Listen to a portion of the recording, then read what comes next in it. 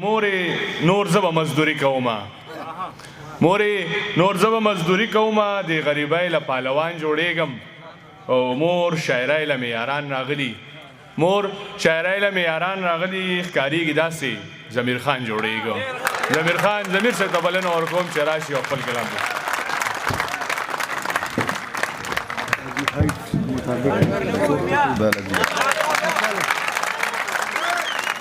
یلی ونای خلق په شعر مین دي زمو جینای خلق په شعر مین دي کنیم یم او کنه یم زما د ثوابای خلق په شعر مین دي کنیم یم او کنه یم زما د ثوابای خلق په شعر مین دي ته دوا وکوه هیڅ غم مکوه ته دوا وکه ته هیڅ غم مکوه زما بای خلق په شعر مین دي السلام علیکم محفل کې چې څونه زموږ ملګري شاعران مشر باسین صاحب ټول چې څونه مشران هم زموږ ناست دي په سټیج څونه چې موږ ته په پینډال کې ناست دي ټولو ملګرو ته مننه مو کومه چې موږ هم د دې وخته پورې برداشت کړو شعرونه درته وایم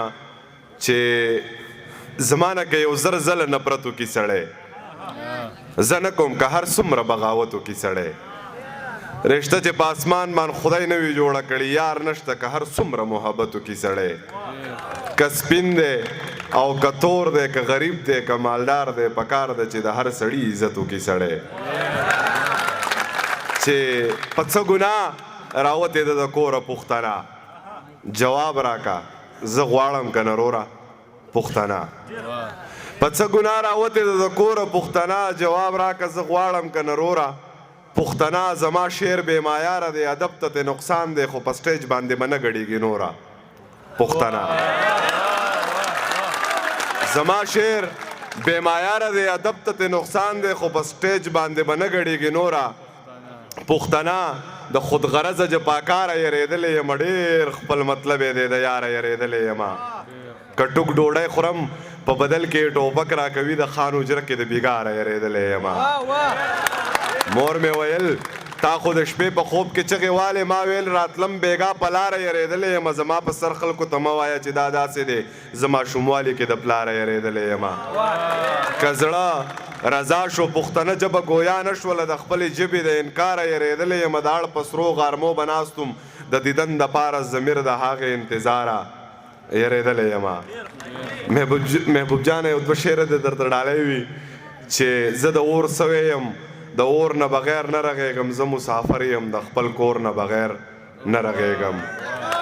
زه په زار زار والله خو باندې لوی شوی بچی ما ورله بوځی زه د مور نه بغیر نه رغېږم زه په زار زار والله خو باندې لوی شوی بچی ما ورله بوځی زه د مور نه بغیر نه رغېږم او یو دوه درې شعرونه چې ترنم مرۍ مې خرابه ده چې ما ډاګې ډاګې ته ځان والی د خفګانه د حاجي زه مسافر وم چې ته لاړې د دنیا نه د حاجي ما ډاګې ډاګې ته ځان والی د خفګانه د حاجي زه مسافر وم چې ته لاړې د دنیا نه د حاجي زه دا منم چې تا وطن کې بیماري کړې د ما هم زړه چاو دی د بار ملک مسافري کړې د ما سرو رملو کې ښه بلها خواري کړې ده ټولې ما سرو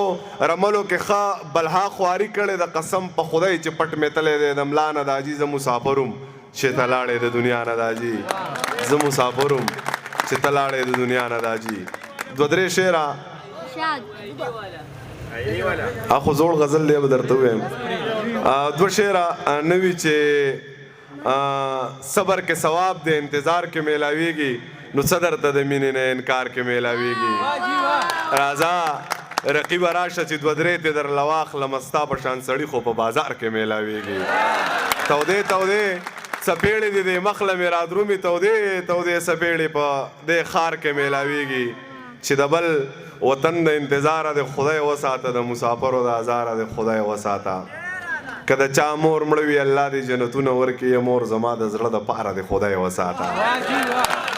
که د چا مور مړه وي الله دې جنتونه ورکړي مور زما د زړه د پاره د خدای وساته بچي نوم د ویزې ماخله خپل سبق پوره که بچي دلته کې د کاره دی خدای وساته چې غریب سړی یم په هر سر رانه پیسې اخلې ستا مزدوري کوم په ویزه رانه پیسې اخلې چې په 50,000 ټیکټ واخلم نو بس دی که نه جاز کې په دومره لټاکه رانه پیسې اخلې سیبه پیسې پې ورکې نه دي خو ګناه ده ګورئ د ابي زمزم وړو مو اوبه رانه پیسې اخلې او 2 شعر نور اخري چې درد مې په سینه راځي چې څه چل دی وینې مې په خوله راځي چې څه چل دی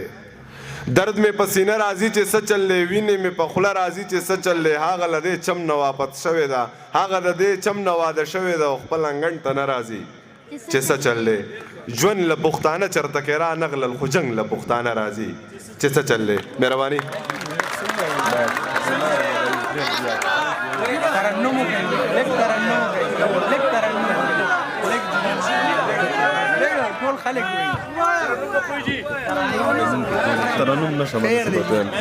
چې څه خلک یې نه ویني په زړونو پورې سترګې دي په خپله خاوره خپل اختیار پرېږدي دا ولې پرېږدي په خپله خاوره ستا اختیار پرېږدي دا ولې پرېږدي دا چې دې خاورې ته اغیار پرېږدي دا ولې پرېږدي ټیک شوله زه رقیب مو نه دی نو یریږي ولې دا چې ما ویني ما ته لار پرېږدي دا ولې پرېږدي پلار د بچي سره دا سختې دی له نه تېروي چې دی واده وکړي بیا پلار پرېږدي دا ولې پرېږدي او د محبت درجې حد ته رسولی یم مازغه مې کله کله کار پرېږدي دا ولې پرېږدي یو څو شعره چې څه خلک یې نه ویني په زړونو پورې سترګې دي شعر له مې راوړي په لفظونو پورې